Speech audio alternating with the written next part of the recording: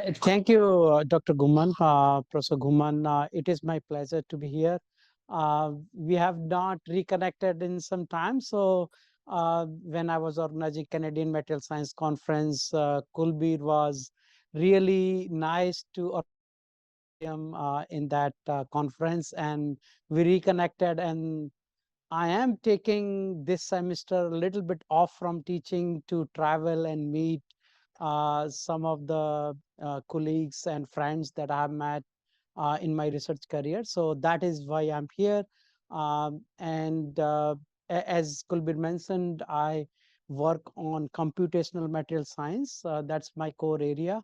I will give you more details of my work, but I work on machine learning. That's the area that is getting very popular in material science nowadays, and computational chemistry, catalysis, and energy devices. So that is the focus for today. I have taken liberty to present only a part of my work because otherwise it will become too monotonous and a lot of things going on. So I would be focusing on that core theme. And I also work a lot on 2D materials mechanics. So that means mechanical properties of two-dimensional materials such as graphene, graphene oxide, and molybdenum disulfide. Their tribological properties, that means frictional properties, because they could be used as space lubricants. MOS2 especially could be a very good space lubricant. So some of these examples I'll be giving. So these two topics I will be mainly touching base on. So the key drive I will be having in this seminar would be how can we use this data-driven discovery methods that are getting popular now for energy materials and materials for sustainable transportation. So energy materials I'm classifying different from sustainable transportation because you can also improve the sustainability of transportation methods by decreasing the weight of the car or transportation body. So there are two ways to kind of decrease our environmental footprint. One is to create better technologies, energy technologies that are sustainable in nature, green energy. Second is by decreasing the or making our current devices more efficient, which is device for transportation is car, trucks, and rails, which you can make it more efficient by decreasing the weight of those components. So these are the two kind of parts to my talk today. So I come from University of Toronto. This I just keep it. I'm not having a lot of introduction about U of T because most of you would know about it. It's typically the large size university. It is the largest size university in Canada. It's about 90,000 students or so. So it's pretty large. Three campuses, one St. George campus, which is the main campus, about 60 to 70,000 students. And then two other campuses, Mississauga campus and Scarborough campus. So those are like suburbs of Toronto. So that is how the University of Toronto is made up. It has many departments, very large organization, and bureaucratically quite complex in nature. Uh, our rankings are pretty good. For a public institute, we are doing very well. For say private institute, if you compare, yes, of course, Stanford, MIT, Caltech are better than us in US, in my view at least. And otherwise, we are doing pretty good in the quality of work, quality of research, and especially teaching. Okay, so that's there. This is my group, or used to be my group. It's a few years back when all of us were there together during COVID. Not every student comes to the campus. Some of them come, and being a computational material scientist, we kind of have luxury to work from almost everywhere. So that's what I allow that opportunity for my students as well. And some of them will come twice or thrice a week if they want, or work from home.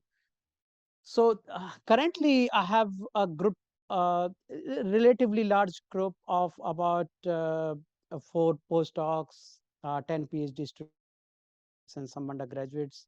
For experimental groups, it may not be a large group, but for theoretical groups, it's a relatively large group because with theoreticians and computational people typically tend to have different theses for individual students.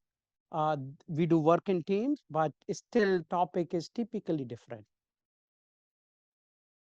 Okay, so thereafter, just let me say what are the things that I do work on. So on the left side, I'm talking about some of the electronic structure calculations we can do using DFT calculations, which is density functional theory. So which are a kind of an approximate form of quantum mechanics. And we can computer-wise, we can solve it for multi-atom systems, reasonably large systems up to say 100, 200 atoms. More than that becomes difficult, but it is still in the regime of material science. Quantum mechanics, if you want to solve accurately, is still limited to molecules. It's still not possible for real materials which have large number of atoms in their systems. So on the left hand side, I'm showing you first the quantum mechanical simulations that we can do. On top, I'm showing you charge density distribution on certain catalytic surface. This is an example of the kind of data that we generate using computational material science. Then down, I'm showing you electronic band structure. That is one of the key output of DFT, especially for the semiconductors. Because for semiconductor devices, we need to know what the band gap of that material is. If the band gap is something between say 1 to 3 electron volt, that's a semiconductor. And that means the amount of energy required to excite valence electrons to the conduction band is not too high, and that can be provided through some excitation forms, electrical excitation or photonic excitations. And based on these kind of ideas, you can discover some new material systems with this framework of what the band gap of that material is. Of course, there are many more details into the electronic structure we can talk about, but that's the key information that we can do.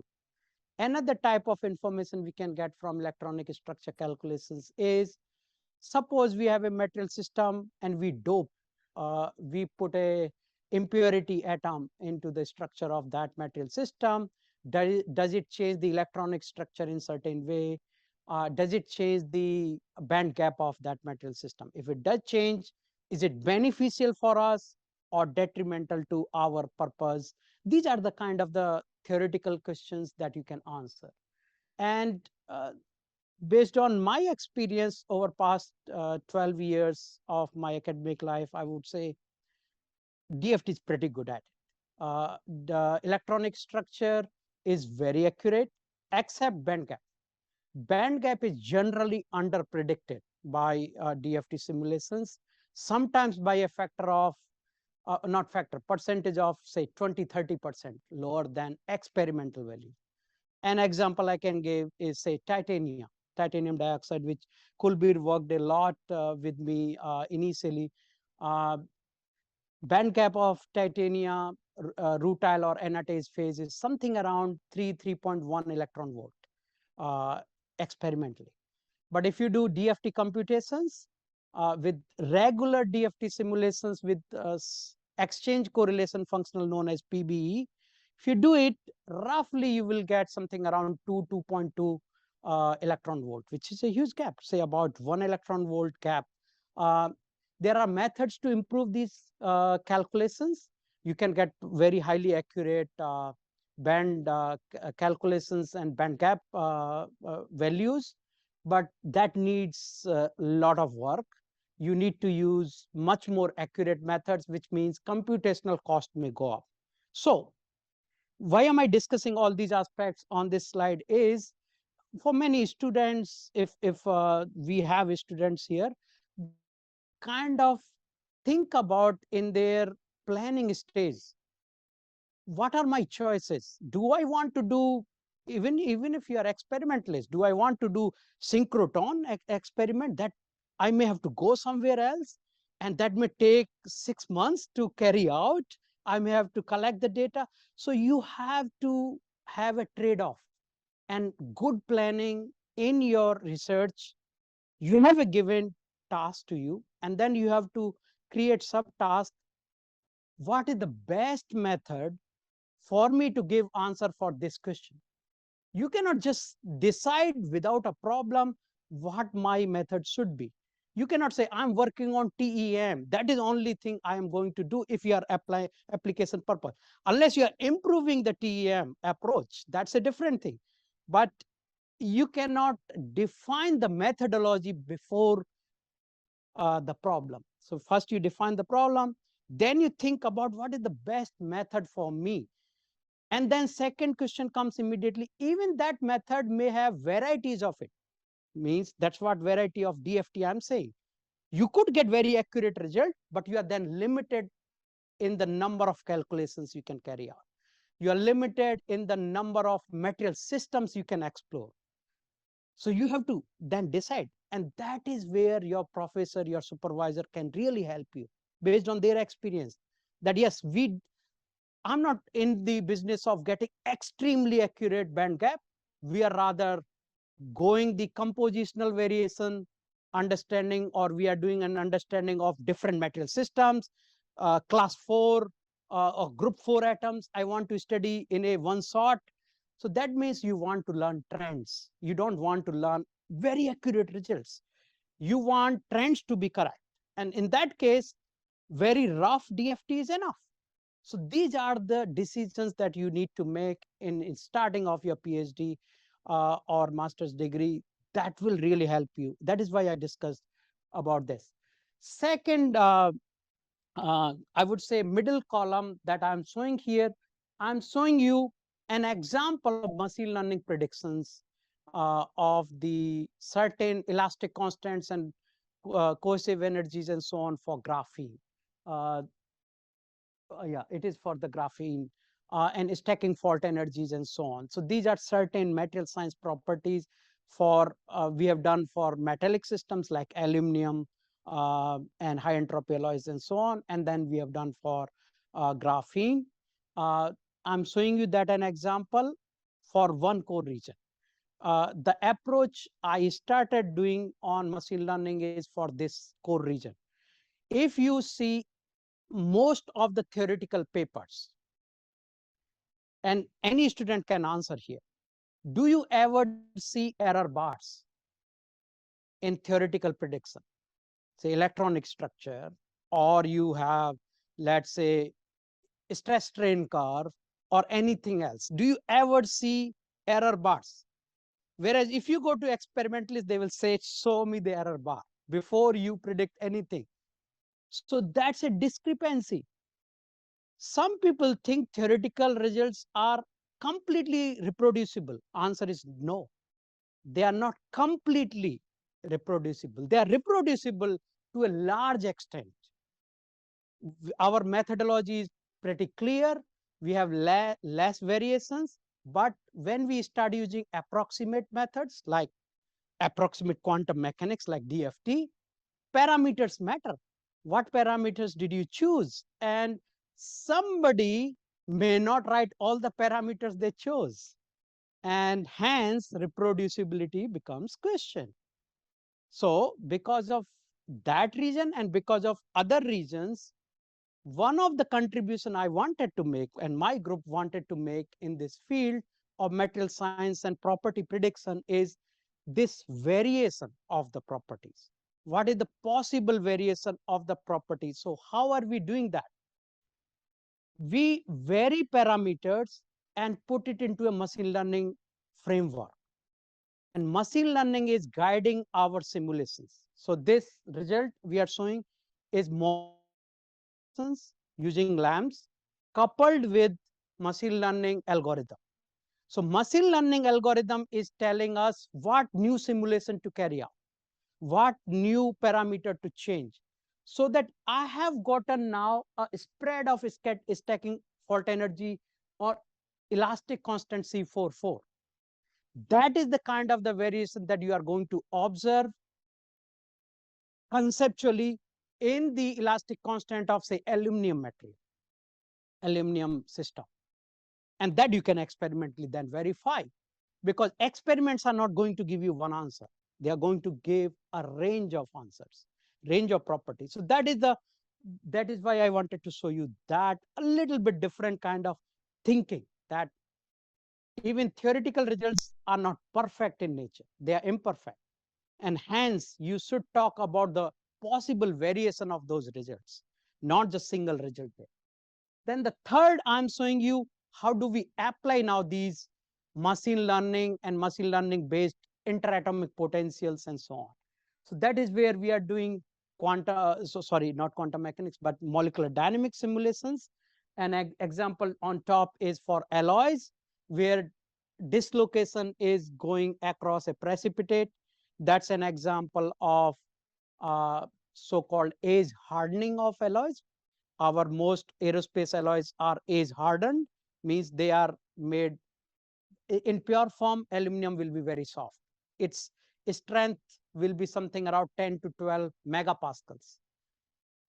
But when we have solid solution and precipitation solutions of those aluminum with, say, copper or magnesium, these alloys will have a strength of about, say, 200 to 50 megapascal. That tenfold increase occurs because of this process known as age hardening, in which precipitates form, and these precipitates retard the motion of dislocation. So that is the study that we are carrying out there. So these three key different examples I'm giving you, this is the type of work we do. Very variety of work, but focused on computation, focused on machine learning. Okay, so now let's come to the energy materials. I won't take time. All of you are in energy materials center here, so all of you understand the need for it. So I will only say, echo your sentiment that developing green energy technologies are the future of our humankind. That is the need of the hour. And hence, we all should be making contributions to resolve that problem. Okay, so I'm taking this seminar as like a short lecture for graduate students and young researchers. I'm talking to you very minimal math and just telling you what this machine learning is all about. You would have heard AI, machine learning, all these buzz factors. Believe me, it's pretty simple. At its core, it is pretty simple. You can always make it complicated. You can always talk about complicated things. But if somebody wants to go into this new field, emerging field, it's not too difficult. It's not as difficult, for instance, as understanding quantum mechanics. Quantum mechanics is way tougher than understanding, say, basic machine learning. Of course, if you're developing new machine learning approaches, that can get very difficult and mathematical in nature. But basic application of machine learning is pretty simple. So I wanted to pass you through that key knowledge, and hopefully you will be excited to work in that field. Okay, so I'm first telling about the process. So what do we do? So we use some kind of a theoretical method like quantum mechanics, or an approximate quantum mechanics method like density functional theory. We do a lot of simulations. Now, those lot of simulations, again, I said, go back to your thinking. You have to make a plan. It is like a design of experiments. You have to create your parameter space. You cannot do some random calculations. Just because my lot of simulations power at Compute Canada or Alliance Center of Canada, I cannot just run random simulations. You have to plan it out. You have to do design of experiment. Once you do that, you do those calculations, you generate data. Again, generating data should also be very clever. You should be generating the data that is useful to you and is accurate enough that it will stand the test of time. What do I mean by that? Experimental approaches as well as theoretical approaches keep improving over years. If you saw a DFT paper 20 years ago, that may be wrong results because your calculation power, accuracy of your DFT simulations may have gone up. It's not certain, but it is quite possible. Methods improve. And hence, you want to generate the data that is not obsolete in 5 years. You want the data that will stand the test of time. That means it will stay there and it will be evaluated and utilizable. So you want to be accurate enough. You cannot be wrong. Okay, so that is what you generate. You have useful data. And then we utilize machine learning methods on that data, generated data. Then we use machine learning also to tell us what new data to generate. So it's used not only to find the patterns in the data that we have collected, structure, property, relations, but also to discover new patterns, figure out some new ideas that we ourselves sometimes cannot see. Now you might say, and this is the feeling I have gotten from many traditional chemistry, physics, and highly educated people. They say, but do you think computer is smarter than human being? We have been working on these experiments for 20, 30 years. I'm skilled. Can it bypass me? Sometimes they are also worried in their mind, is it taking my job? Many students may think about that, that is this computer the new way of taking my job? Answer is complex. It's yes and no. It will take away basic job, but it cannot replace highly skilled person. No, answer is no. Because somebody is to interpret that data. You have to understand data. So many of you may generate so much data, but your professor generally will be better at interpreting those data. What result are you getting? This means this means that. This supports your claims. This doesn't support your claims. They can question and answer your results. And that is the skill that cannot go. That is the knowledge and expertise that cannot go. So my viewpoint is mixed about it. If you ask me, I would say, yes, it will replace some jobs, but it may generate even many more jobs, just like any other technologies, make us more efficient and help us in interpreting things that we sometimes cannot interpret. The analogy I can give is this. One professor in TEM may be different than another professor. You show them the same TEM image and they may give little bit different interpretations of that. Why? Is one person worse than other? May not be the case. They just have different skill set over time. They have developed certain skill set and expertise. They both could be right about different interpretations. So you should not discard the interpretations just because this disagrees with my opinion. Hence the power of computer power. The computational simulations, machine learning, is just a way of organizing your data, making sense of your results, and so on. It is just more computer efficient. Computer can find those patterns that one eye cannot see. It, of course, cannot replace the skilled experimentalist, but it can replace a basic experimentalist. So that can happen. So that's my kind of idea behind it. Okay, so now examples.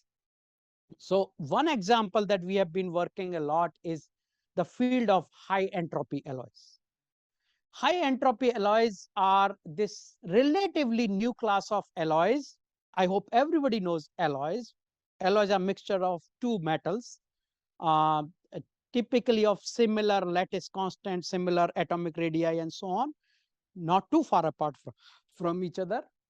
And these high entropy alloys are different than nominal alloys in one sense. Nominal alloys that we have known for a long time, say 1000 years or at least few hundred years, are so-called dilute alloys. Means aluminum copper alloys that you take 2000 series used in aerospace. If you take that example, aluminum is something around 95%. That 4 to 5% is copper. So that is dilute alloy. Means copper is very little in that. Same aluminum, magnesium alloys. Same steel. Steel is mostly iron. Carbon is about up to say 1.67%. If you studied the carbon phase diagram, you will remember carbon is very little, but it changes the properties of iron a lot once you mix it. So these are so-called dilute alloys. The new class of high entropy alloys is where you have nearly equimolar composition of 4 or more principal elements.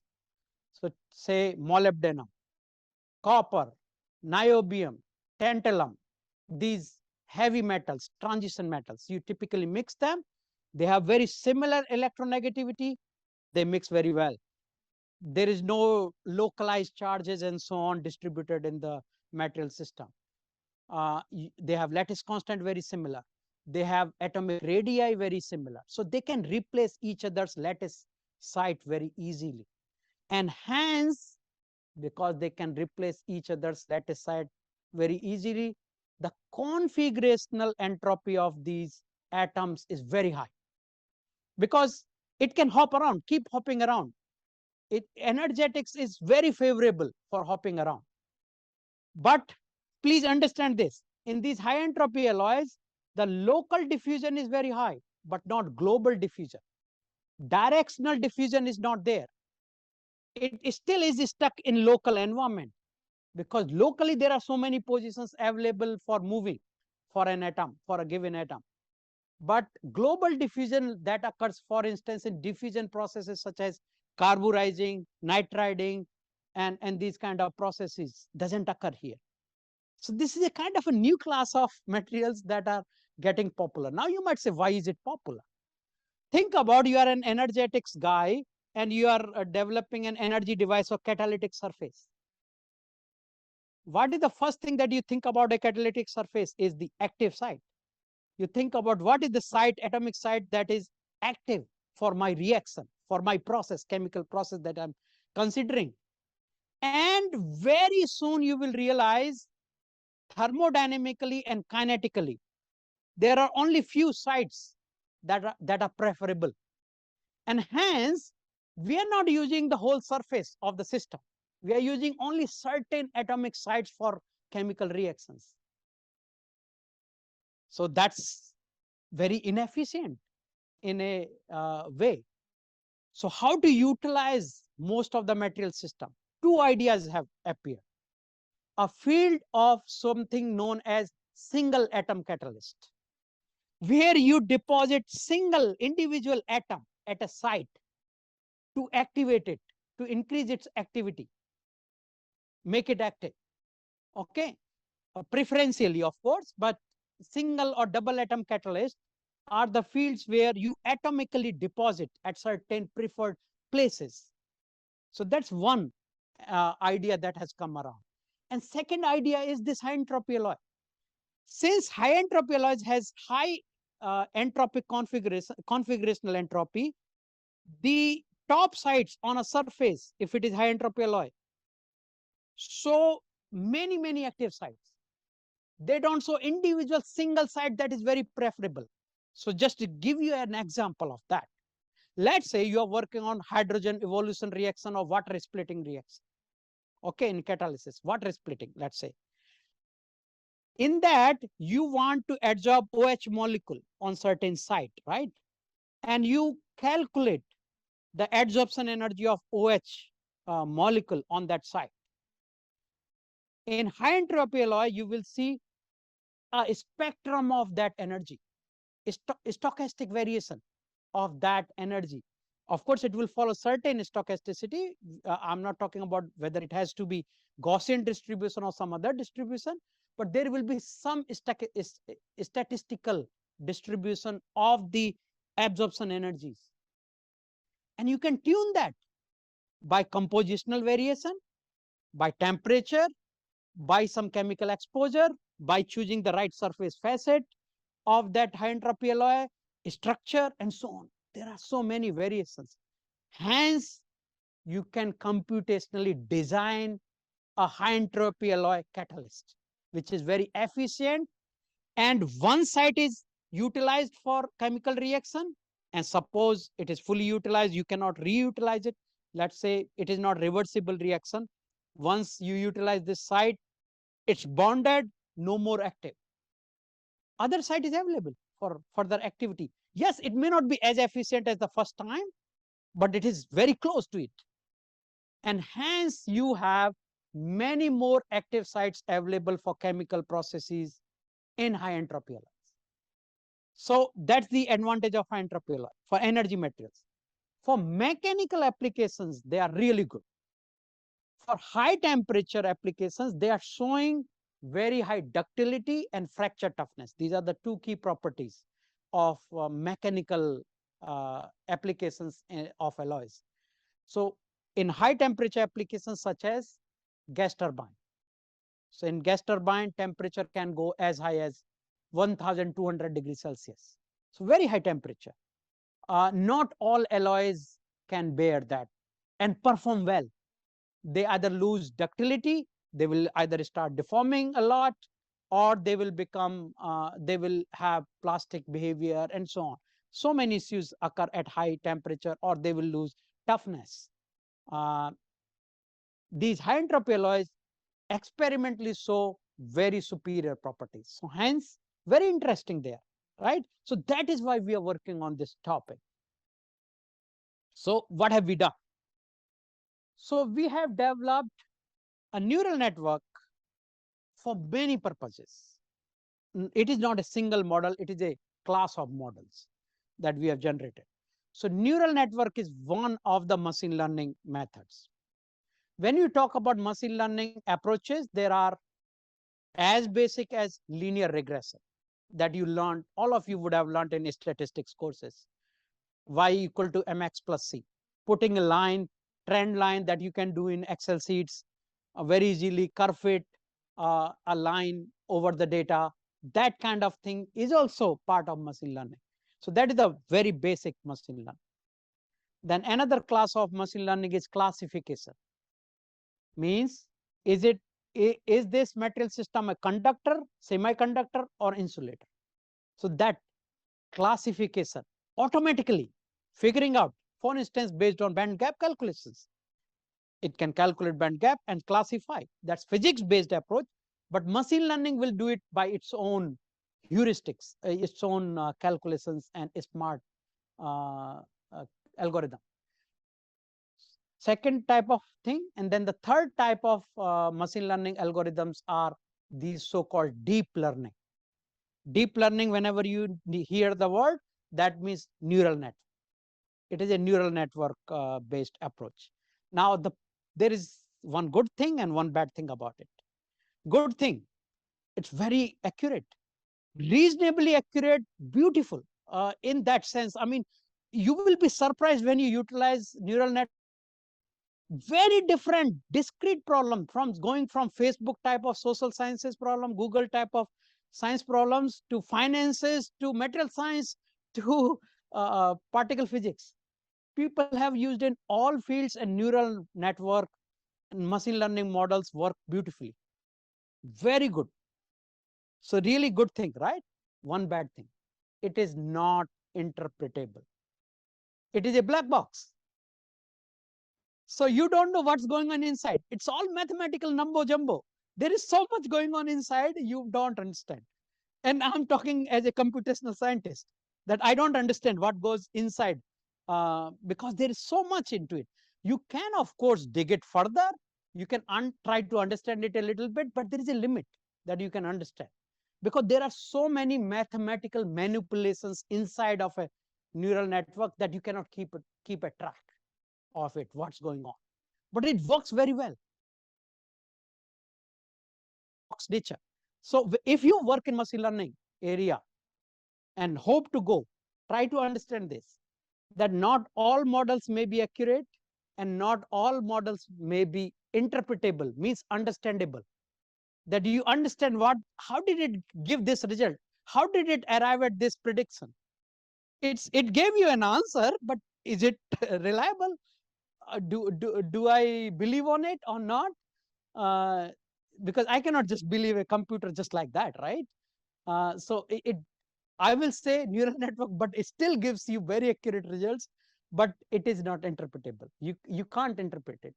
Okay, so that's the details of it. We can talk about it, how it happens. I'm not going into details in this seminar. If anybody is interested, I'll go in detail. What do we do with it? So you can see on the right side, there is a scatter plot, dotted dots. All those dots are the data collected using either DFT or experiment, anything you could do. So a lot of data you generate. And your hope is, if you have done a good job, your hope is it lies in an spectrum within certain bounds of standard deviation. What are we showing here? So this x-axis is DFT calculated. So this is for electrocatalyst for hydrogen evolution reaction that we are talking about, and we are seeing how much is the energy of OH molecule being adsorbed as compared to platinum 111 surface, which is our reference point. And in this paper, this I've written here in Matter, the concept of this paper was, can we utilize high entropy alloys, which are less expensive, more abundant elements, to replace platinum, which is the best catalyst out there? So that is the logic there. And so we are designing computationally those active sites that I was talking about. And do we get anything better? So that is where we are showing you on the x-axis. Y-axis is our machine learning prediction. So in a perfect fashion, if it perfectly predicts, it will be a diagonal line. It will be a 45-degree slope line. So anything that you are seeing on this dark line, if the data is lying there, that means it's a perfect prediction. But of course, models should not predict perfectly, because if it perfectly predicted, that means we call that machine learning model as overfit. Means you have fitted it too much, to the degree that it predicts your data perfectly. Now you must say, what is the problem with that? It's great. I mean, it's your R square value is 0.99. You should be happy about it. You should dance about it. No, because then what happens is, if you create a new data, it doesn't work, because its applicability in a different environment is completely gone. You have overfitted so much that you have tried to make your model so complex that it works perfectly in this room, but nobody outside can hear me. And so outside domain becomes very difficult. Hence, this is another, you will be, of course, students mainly. I talk about students. So students should be hearing few things when you see, oh, my R square value is 0.96. I should be dancing. I should be happy. No, wait a minute. High R square doesn't mean that if I change the data, if I utilize this model for a completely new problem, will it work or not? Maybe you fitted your model perfectly for this system, this problem, but it may not work elsewhere. So that is called as transferability problem. Is your model transferable to any other situation? This occurs in experiments. Do you utilize the same sample preparation technique for a catalyst or an alloy for mechanical applications or some other purpose? No. You use glove boxes for lithium-ion batteries. Why do you use that? Can you not do with the same approach? No. Answer is, fields are different. You have to have a different approach. And hence your model, although the framework may be same, your overall concept may be same, but it should be changeable according to the environment.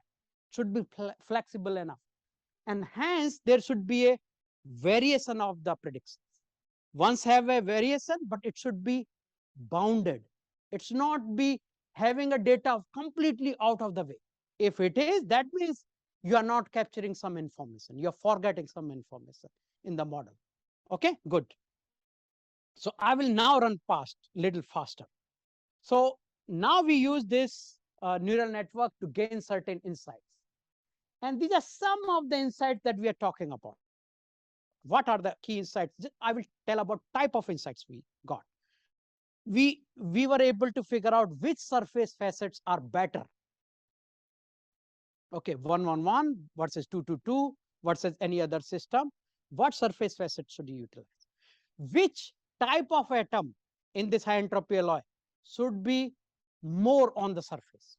That means, say you have 4 atomic system, that means 25, 25, 25% of each element, 4 elements. Should you have more of one type of element, say molybdenum? We found molybdenum works pretty good. Of course, copper works well because copper is a very good alloy by itself. Iron works good, but iron's problem is it may get corroded. It likes oxygen and OH molecule very well. So what I mean by corroded in this sense is that active sites get adsorbed chemically by OH or H molecule, and once it is done, it doesn't participate in reaction. So it's no more utilizable further, right? So these are the kind of the concepts that you generate using machine learning. Okay, so knowledge. Okay, so this is an example that we are working now. I'm going a little faster. The type of works that we have done. We are trying to generate volcano plots using computations. Now you might say, yes, volcano plots for electrocatalysts are pretty well known for experimentalists, but there is not a single theoretical paper with a good volcano plot. The reason is because experimentalists measure over potential. That is the key quantity they measure. We can get activation energy for a process, but we don't get over potential in DFT simulations. So we are working with machine learning models to predict. So find the correlation between our adsorbed energies and the over potentials which are predicted, and then use that machine learning model to create this volcano plot. So that is one kind of question that we are answering, and these are the details of that we are focused on. Okay, so this is the same. This is an example of the material, catalyst material that we have designed based on iron, cobalt, nickel, and copper, which works very well for ammonia production. This work was in Nature Communication. We have one more paper very similar for ammonia production in Nature Nanotechnology. And please understand, when I'm talking about, I can say, when I'm talking about computational models, we almost always verify with experiments. So 90% of my papers will be with experimentals. So they are real models. You don't say that, oh, these are just theoretical models and they cannot be utilized. Answer is no, not for us. I mean, we do hard work on making sure that these things work experimentally. Again, I will skip here. Just going back to this concept, this is another thing that I would like to say. So see, this is bounded data, bounded between certain lines, right? Certain standard deviation lines. So this is like, say, 1 sigma, kind of plus minus 1 sigma lines, roughly. But you see this data. This data is so-called outlier. Now, I will ask a question. I mean, I'm a professor. I ask very questions to students. Should you discard that data? Is it bad? Any student, can you say anything? Is it a problem that you have one data outside the domain that you want to be in? It may be a discardable data for most of the people, but not for material scientists. Find the reason why is it outside. There could be a reason, and you may discover something completely new. Because machine learning is mathematical science, I understand, but it's not a physical science. It by itself doesn't know quantum mechanics. It is trying to get to the quantum mechanics or experimental physics. By itself, it doesn't know that anything. It doesn't have that knowledge. Maybe some data is having a different phase diagram. Maybe some data is having a completely different property that doesn't come by curve fitting, doesn't come by mathematical notion. So don't ever discard your outlier in machine learning or material science. As long as you have collected the data properly, dig it further. And maybe there is a discovery. There is a completely new material that you didn't think about. You live for that. So you shouldn't discard that data. Okay, so as a student, I would think about something is wrong with my data here. And should I eliminate? This happens. You should be very careful about even published results. Has it been cherry picked data, or is it all the data they are mentioning? Because a student can delete the data. Who checks that? Who knows that? So you have to be very ethical about it. You have to be very, very clear about it. Actually, it is an advantage. If something doesn't work, it's an opportunity. Don't think as a failure. It's an opportunity, right? So think that way. And hence is this. Now, there is a difference between this data and this kind of. This outlier is just one outlier. So I will interpret that as there is an opportunity, there is something that we missed out and should be looked into further. Now you might say, then what about this? You see, the problem with this is it is just scatter is high in the data. And that is bound to happen for high entropy alloys. If you were working for a binary alloy, this scatter will not be as high because entropy contributions are not that high. And that is understandable. But you won't get much out of it. You can try to improve your model, but I don't think there is any new discovery there. It's just that's all. It's the nature of the data. Okay, so at the end of the day, what we have done is now we are no more predicting one adsorption energy of, say, COOH molecule. This is an example. We are talking about a distribution of that. Okay, so that is the benefit of machine learning and data sciences now we are bringing. DFT will give you single value, but that's not accurate because environment changes. Now, you can ask me what is the cause of this variation, that we can discuss about, but we are right now capturing from my group, the major focus is capturing this variety of distribution, capturing this distributed knowledge in terms of stochasticity of the data. Okay, again, not going into this a little bit more. Now, that's one project that I have been working on. Second is generating high throughput data. So that is for this high entropy alloys, multi-principal element alloys. We are generating mechanical properties as well as catalytic properties. I'm just giving you some examples. I'll keep going fast here. We have gotten until 400 materials already. Everything is DFT based, so very expensive, but we are getting there. Not going into details of this. This is this again I won't go.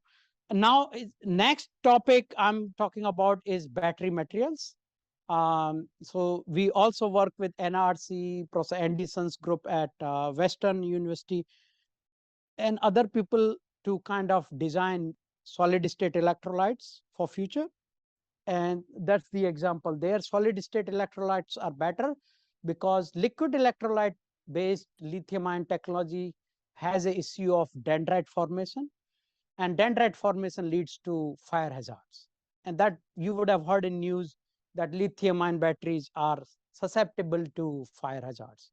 And so we are helping in development of these solid state electrolytes for that purpose.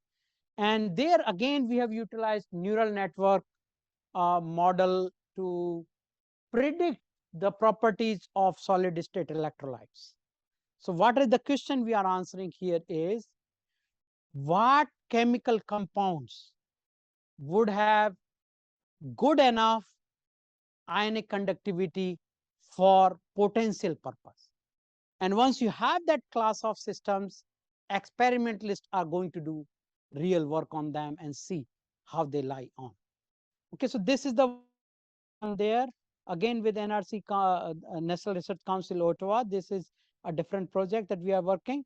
And here, only detail I will give you is, this tells you the learning rate, how quickly we get very close to learning of one. We feed in more and more data, and very quickly we get to a stage where we are predicting very accurately. Okay, so this is just an example of the type of things that you do in machine learning. Okay, and then we make predictions.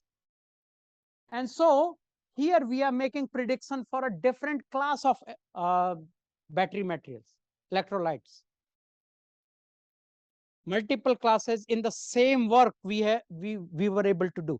And then now I'm not showing you another table in which some experimental data does exist for some of these materials. And we have been able to verify our predictions that these are indeed very high ionic conductors. Okay, and now, since all of you are in energy materials, I will run very fast on one of the contributions that we have made to so-called nanomechanics of graphene and graphene oxide, which kind of I'm proud of. Our UFT group, working with Professor Tobin Filleter, who do experiments, we do computations mainly.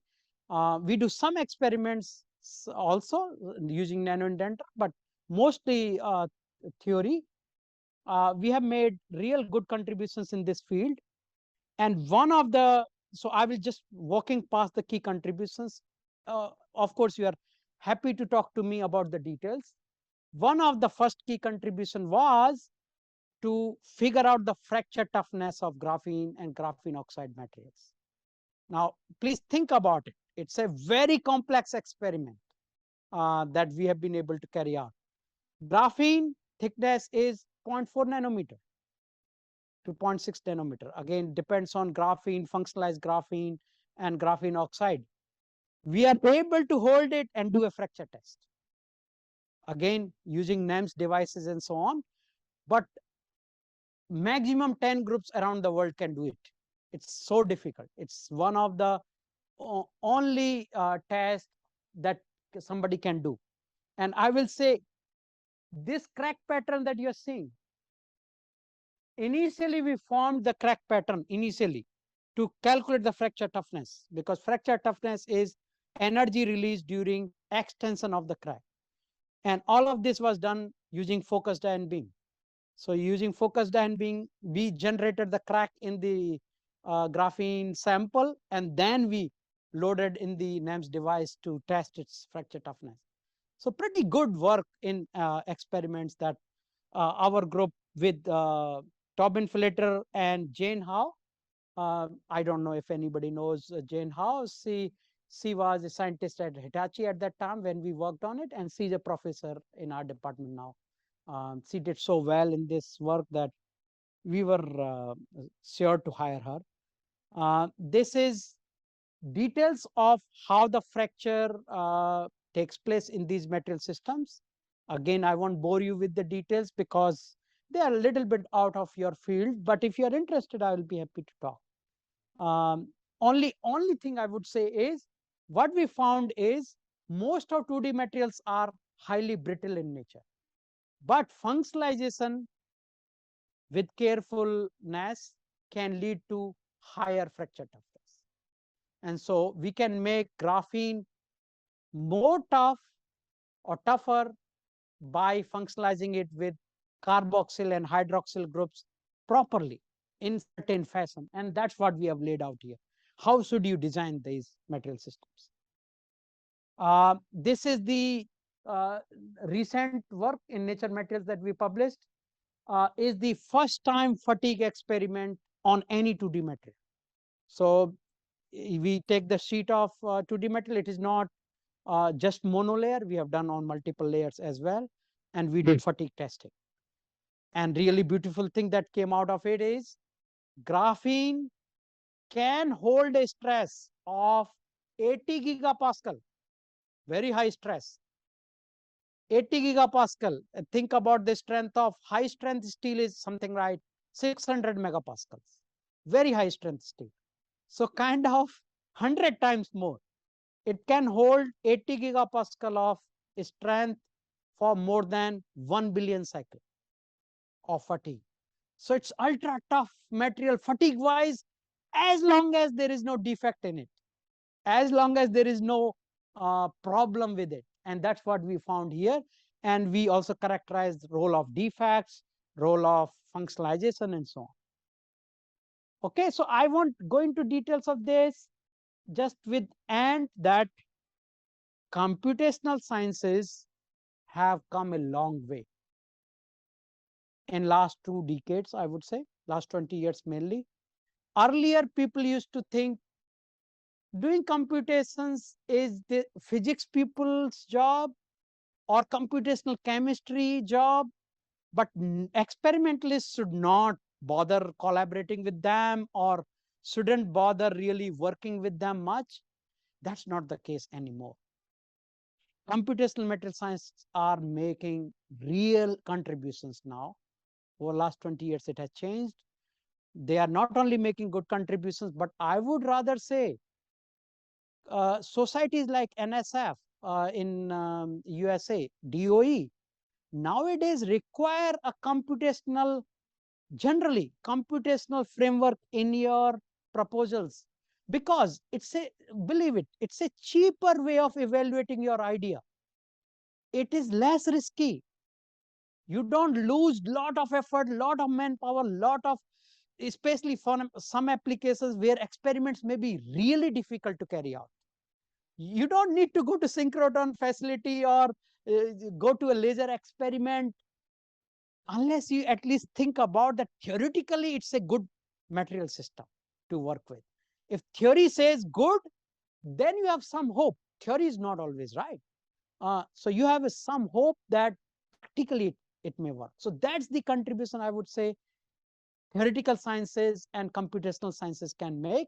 And machine learning has added a new boost to this, because we guys who do computations, algorithms, and programming are used to it.